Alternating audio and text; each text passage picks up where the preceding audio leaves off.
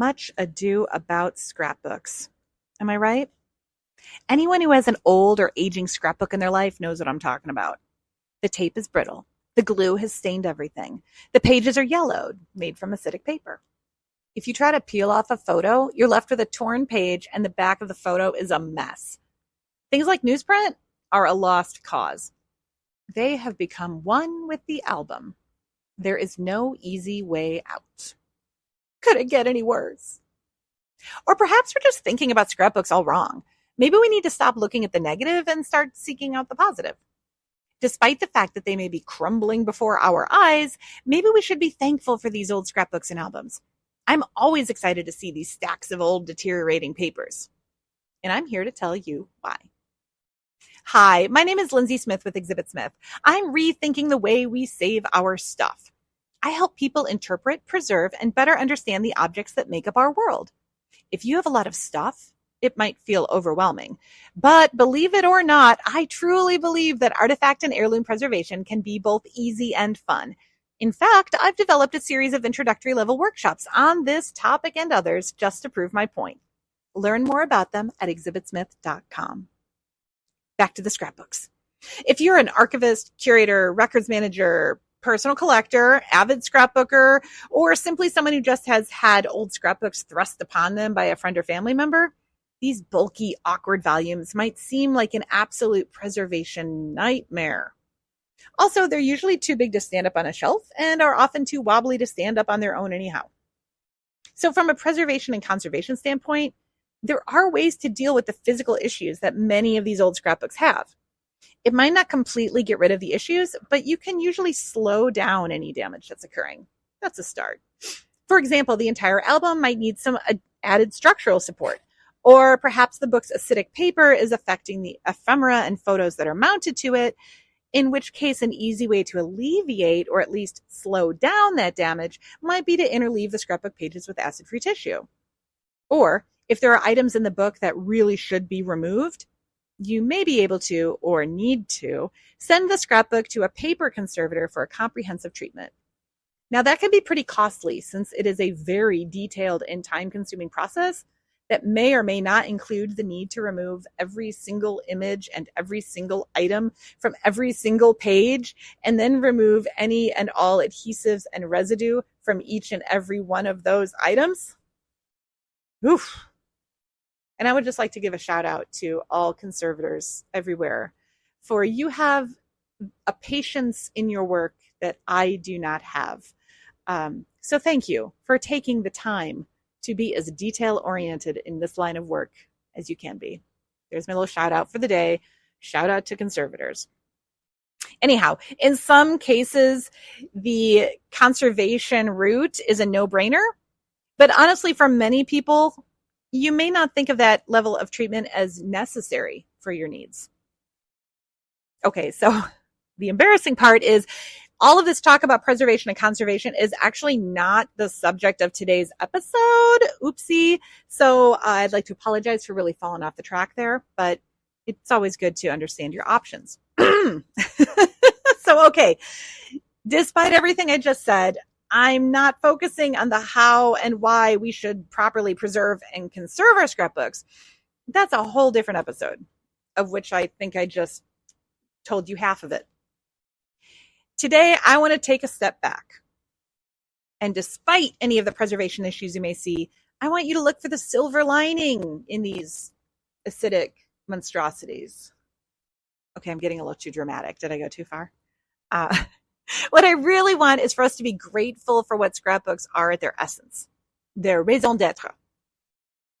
For even if a scrapbook is deteriorating before my eyes, I figure that if the scrapbook didn't exist, their carefully curated contents would not exist either. And even if they did, even if the photos and brochures and ads and newspaper articles were thrown into a shoebox, they wouldn't have that cohesive feel like a tiny curated exhibition, neatly wrapped between two covers that a scrapbook can provide. Scrapbooks were often much loved by the person who made them. And it was not only a labor of love, but a craft project.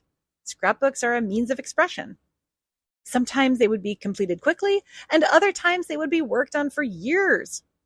I like to think about scrapbooks as mini exhibits that center around a particular subject or event or person or timeline, and they're often a wealth of information on that subject. And they often take on the vibes of the creator, or shall I say, the creator as curator and their unique perspective. They choose what materials to showcase. It shows what materials were available and which albums and pages and clippings and content that creator wanted to use to create their final product. For example, an old scrapbook may be filled with newspaper clippings because getting your name and photo in the paper used to be amazing, right? Nowadays, it's not even, newspapers aren't even a thing. I don't have to tell you that. So a scrapbook from today may just have a bunch of printouts from social media. Old scrapbooks may have a fancy embossed cover. Today's may just be digital. But they really do reflect the time in which they're made. And they're often a great way to keep a collection of miscellaneous stuff together. So even though the tape, glue, acidic paper, fragile newsprint, everything you're working with in an old scrapbook might seem like a gigantic nightmare, scrapbooks are actually a great collection of uniquely compiled content. And I love that.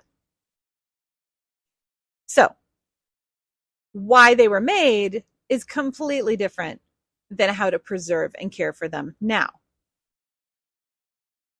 Anyway, scrapbooks are often treasured by families and are easier to keep intact over the decades than those boxes and boxes of loose records you may also have hanging around.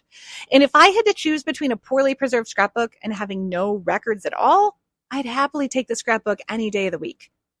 So celebrate your scrapbooks, enjoy their contents, think about the creator who made them, and be thankful that they've survived in one piece long enough for you to read and ogle and share them.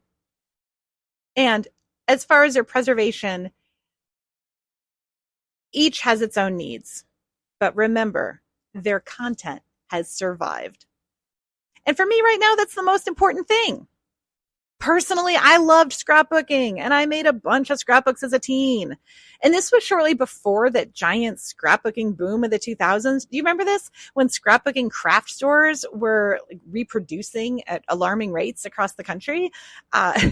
And scrapbooking took on a whole pop culture vibe of its own, with aisles and aisles of giant puffy stickers and cutouts and special zigzag scissors. And it really truly became a whole new art form that scrapbooking had never come from before.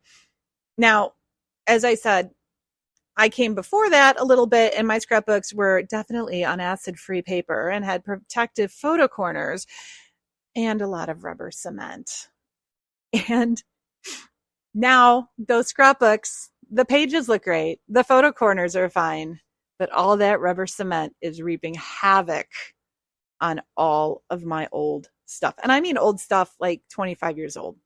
An old scrapbook, if you use the wrong materials, check your old scrapbooks, because old doesn't necessarily mean antique.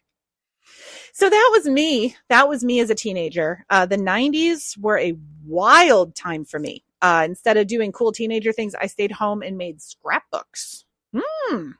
And that is why I am here recording a podcast about scrapbooks today. Yep. And I'm actually looking at them in a box right now. They look fantastic, and they're my history as curated by me. Hopefully someone will come one day and say, wow, this Lindsay person really curated the collection of their high school memorabilia in a very unique way. Okay, so anyway, enough about the narcissism. Revisiting these scrapbooks I curated as a kid gives me a personal inside look into how scrapbooks not only collect a bunch of stuff, but that they do reflect the interests and motives of its creator, in this case me. And I think it's pretty cool. And because of this, when I work with or even just see a scrapbook, I don't simply think about the contents. I look past the contents and think about how the scrapbook came to be. Who made it? How long did they work on it? What motivated them? Was it fun for them or more of a chore? What resources did they have available, etc.? Old scrapbooks with their newspaper clippings, but they might have few photographs. Today's scrapbooks with lots of photographs and printouts. It's really a little time capsule. Anyway, I feel like I'm starting to ramble on about my love of scrapbooks and the creators behind them. So what do you think about all this? Do you have unruly scrapbooks in your life? Were you or are you a scrapbooker? I hope today's episode has inspired you to think of scrapbooks with a new perspective. And if not, maybe this will encourage you to take an old scrapbook off the shelf and give it a browse. Or maybe this has inspired you to start a new one. With today's scanning and print on demand options, you can easily publish scrapbooks without the scissors, tape, and rubber cement of yore. But that's a whole different episode. Anyhow, I hope you've enjoyed today's episode. I invite you to subscribe to my podcast. And once again, you can see everything Exhibit Smith is up to at exhibitsmith.com, including grabbing yourself some free downloadable resources. Thanks for listening. I'm already looking forward to the next episode.